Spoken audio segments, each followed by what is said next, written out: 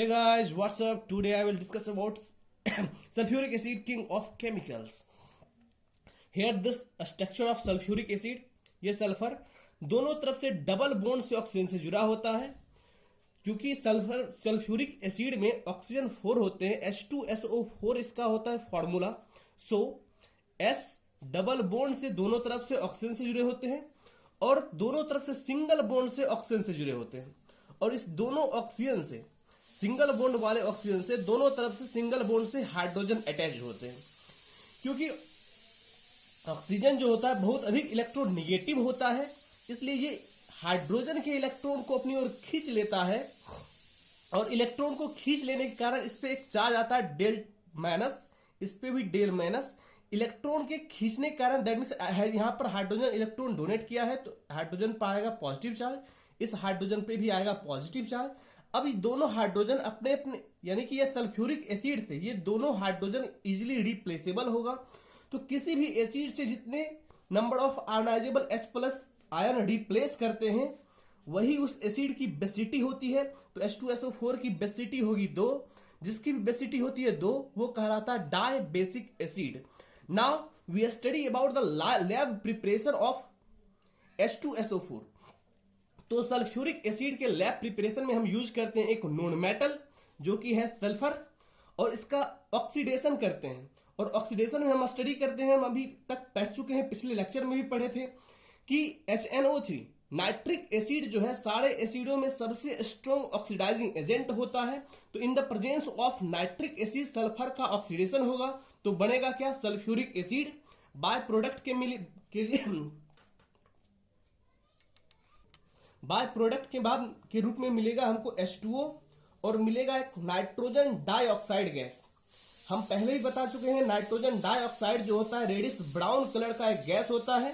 तो जहां से हम नॉन मेटल सल्फर का ऑक्सीडेशन करेंगे in the presence of strong oxidising agent nitric acid, तो यहां से हमको तो नॉन मेटल सल्फर का in the presence of strong oxidising agent nitric acid क्या होगा, इसका ऑक्सीडेशन बनेगा क्या, H2SO4 प्लस बाय प्रोडक्ट के फॉर्म में मिलेगा हमको वाटर और नाइट्रोजन डाइऑक्साइड गैस। ये रेडिश ब्राउन कलर का गैस होता है। बट इस मेथड को हम इंडस्ट्रियल प्रिपरेशन यानी कि इंडस्ट्री में इसको प्रिपेयर करने के लिए, लार्ज स्केल में मैन्युफैक्चर करने के लिए इस मेथड को यूज नहीं करते। लार्ज स्केल पर मैन्युफैक्चर करने के लिए हम यूज करते हैं कॉन्टैक्ट प्रोसेस को, यानी कि जिस मेथड के थ्रू इंडस्ट्री में H2SO4 का प्रिपरेशन होता है, तो इंडस्ट्री में जो होता है H2SO4 का जिस मेथड के थ्रू प्रिपरेशन होता है उसको कहते हैं कॉन्टैक्ट प्रोसेस। इसके लिए हम सबसे पहले स्टेप 1 में SO2 को कहीं से प्रोडक्ट करते हैं। तो कहां से प्रोड्यूस करेंगे, सल्फर का ऑक्सीडेशन होगा तो S प्लस O2 प्रोड्यूस करेगा होगा SO2। दूसरे मेथड से भी इसको प्रोड्यूस कर सकते हैं, हम यूज करते हैं आयरन पायराइड्स को। आयरन पायराइड्स क्या होता है, पायराइड्स होता है सल्फाइड्स, H2 माइनस बनेगा क्या, FeS2। इसका होगा इन द प्रेजेंस ऑफ ऑक्सीजन। अब किसी भी सब्सटेंस का in the presence of oxygen हम हिट करते हैं तो वो मेथड कहलाता है रोस्टिंग। इस नेक्स्ट लेक्चर में मेटल एंड नॉन मेटल्स में हम स्टडी करेंगे कि किसी भी सल्फाइड ओड का in the presence of oxygen अगर हिट किया जाता है तो बनता क्या है, तो ये बनता है सल्फर डाइऑक्साइड और उस मेटल का ऑक्साइड। यहां पर मेटल क्या है, फेरस यानी कि आयरन, तो बनेगा क्या, फेरिक ऑक्साइड। और किसी भी मेटल का सल्फाइड और इन the presence of oxygen hit किया जाता है तो यह कहलाता है रोस्टिंग। दूसरा होता है कैल्सिनेशन। कैल्सिनेशन क्या होता है, किसी भी मेटल का कार्बोनेट और इन the presence of oxygen hit करके उसका oxidation in the presence of oxygen hit किया जाता है तो वो कहलाता है कैल्सिनेशन। स्टेप 2 कहलाता है oxidation of SO2 to SO3, यानी कि SO2 से सल्फर डाइऑक्साइड से हम कन्वर्ट करते हैं इसको सल्फर ट्राइऑक्साइड में। तो होता क्या है, सल्फर डाइऑक्साइड का क्या होगा, इन the presence of oxygen oxidation होगा, ये कन्वर्ट होगा SO3 सल्फर ट्राइऑक्साइड में। बट यहां पर एक प्रॉब्लम होता है, ये रिवर्सिबल रिएक्शन होता है। दैट मीन्स ये रिएक्शन बैकवर्ड और फॉरवर्ड दोनों जाएगा। तो हम कैसे यूज करें, क्या कंडीशन लगाएं कि हमारा रिएक्शन फॉरवर्ड जाएगा, बैकवर्ड ना आए। तो इसके लिए हम कंडीशन लगाते हैं। हम सबसे पहली चीज रखते हैं लो टेम्परेचर। तो लो टेम्परेचर क्यों रखेंगे? लो टेम्परेचर रखते इसलिए हैं कि हमारा सबसे पहली चीज क्या होता है, जिधर से फॉरवर्ड रिएक्शन मूव करने का रूल क्या है, यहां से देखिएगा, इधर क्या है 2 मोल सल्फर डाइऑक्साइड का, 1 मोल ऑक्सीजन का, तो इधर 3 मोल, इधर 2 मोल। तो जिधर की तरफ नंबर ऑफ मोल कम है, रिएक्शन उसकी तरफ इंक्रीज करता है। तो इसकी उसकी तरफ फॉरवर्ड यानी कि इस डायरेक्शन में, सल्फर ट्राइऑक्साइड के डायरेक्शन में रिएक्शन क्या होगा, मूव करेगा। तो इसके लिए हम यूज करेंगे लो टेम्परेचर।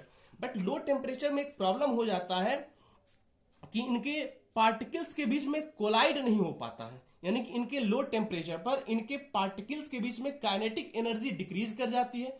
और काइनेटिक एनर्जी जब डिक्रीज कर जाएगी तो क्या होगा, इनका रिएक्शन स्लो हो जाएगा। इसलिए हम टेम्परेचर को बहुत लो नहीं रखते हैं, टेम्परेचर को इंटरमीडिएट रखते हैं और टेम्परेचर अप्रोक्सीमेटली में 450 डिग्री सी रखते हैं। सेकेंड, हम प्रेशर को हाई रखते हैं। हाई कितना रखते हैं, तो 2 atm का प्रेशर रखते हैं, 2 एटमॉस्फेरिक प्रेशर।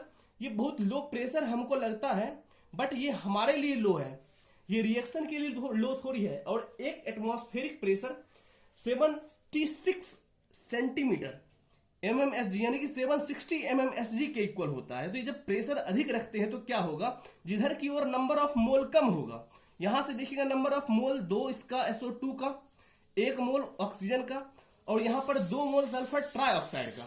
तो जिधर की ओर नंबर ऑफ मोल कम होगा उधर की ओर रिएक्शन फॉरवर्ड करेगा यानी मूव करेगा। तीसरा चीज हम क्या करते हैं, कैटलिस्ट यूज करते हैं।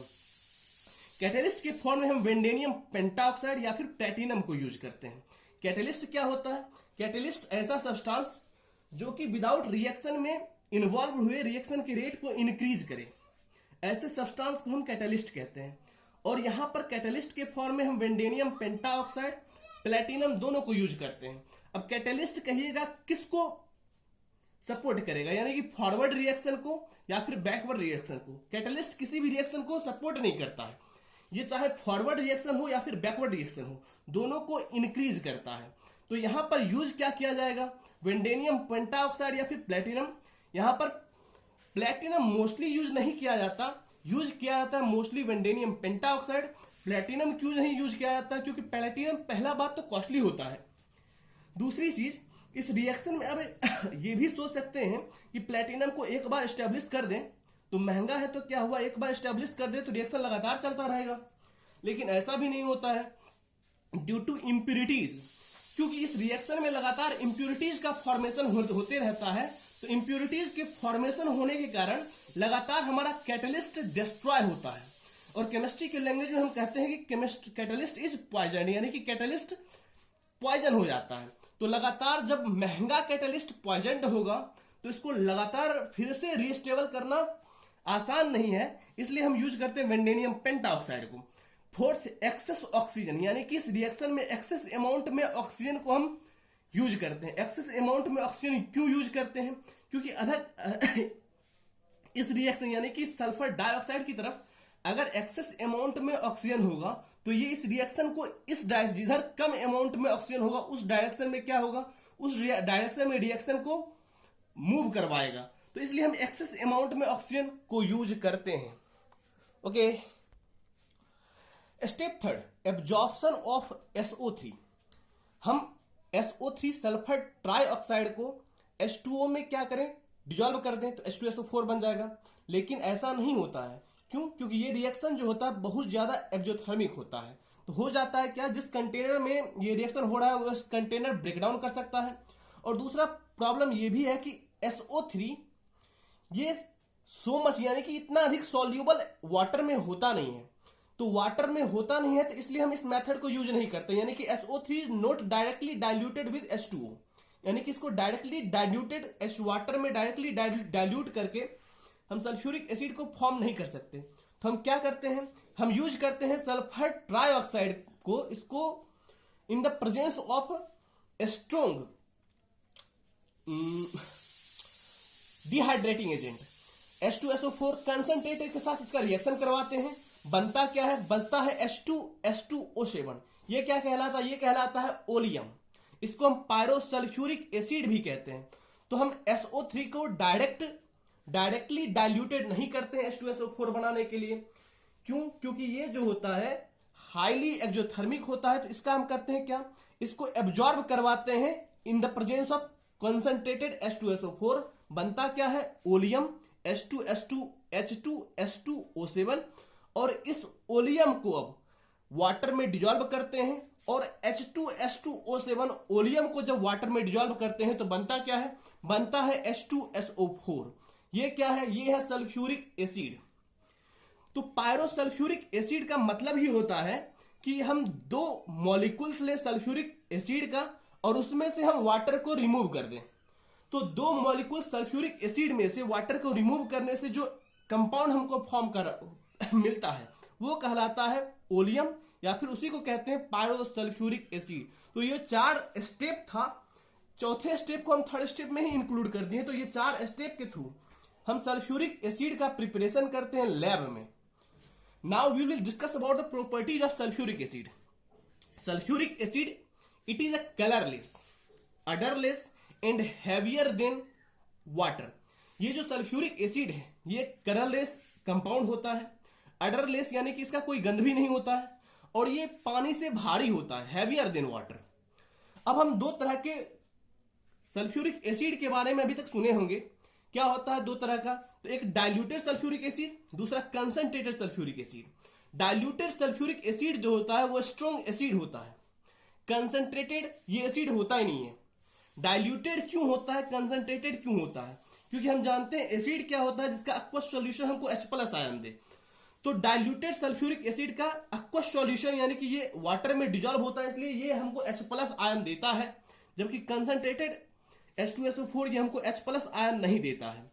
ये एज अ स्ट्रॉन्ग यानी कि गुड इलेक्ट्रोलाइट के रूप में भी वर्क करते हैं, जबकि कंसंट्रेटेड H2SO4 ये गुड इलेक्ट्रोलाइट यानी कि नॉन इलेक्ट्रोलाइट के रूप में वर्क करते हैं। ये इलेक्ट्रोलाइट के रूप में वर्क ही नहीं करते हैं।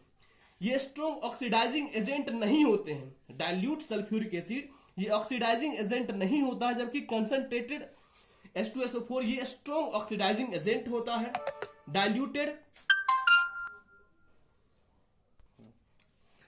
ये strong oxidising dilute sulphuric acid एक स्ट्रॉन्ग ऑक्सीडाइजिंग एजेंट होता है, जबकि नहीं होता है, जबकि कंसंट्रेटेड H2SO4 एक स्ट्रॉन्ग ऑक्सीडाइजिंग एजेंट होता है। डाइल्यूट सल्फ्यूरिक एसिड एक स्ट्रॉन्ग डिहाइड्रेटिंग एजेंट होता है। डिहाइड्रेटिंग एजेंट क्या होता है, जो कि किसी कंपाउंड के अंदर से वाटर मॉलिक्यूल्स को सक करके बाहर निकाल ले, वो होता है डिहाइड्रेटिंग एजेंट। जबकि dilute sulphuric acid dehydrating agent नहीं होता है, जबकि कंसंट्रेटेड H2SO4 एक स्ट्रॉन्ग डिहाइड्रेटिंग एजेंट होता है। डाइल्यूट सल्फ्यूरिक एसिड एक नॉन वोलाटाइल एसिड के फॉर्म में रूप में बिहेव नहीं करता, जबकि कंसंट्रेटेड H2SO4 ये नॉन वोलाटाइल एसिड होता है। इसका यूज हम वोलाटाइल एसिड को फॉर्म करने के लिए करते हैं। Thank you.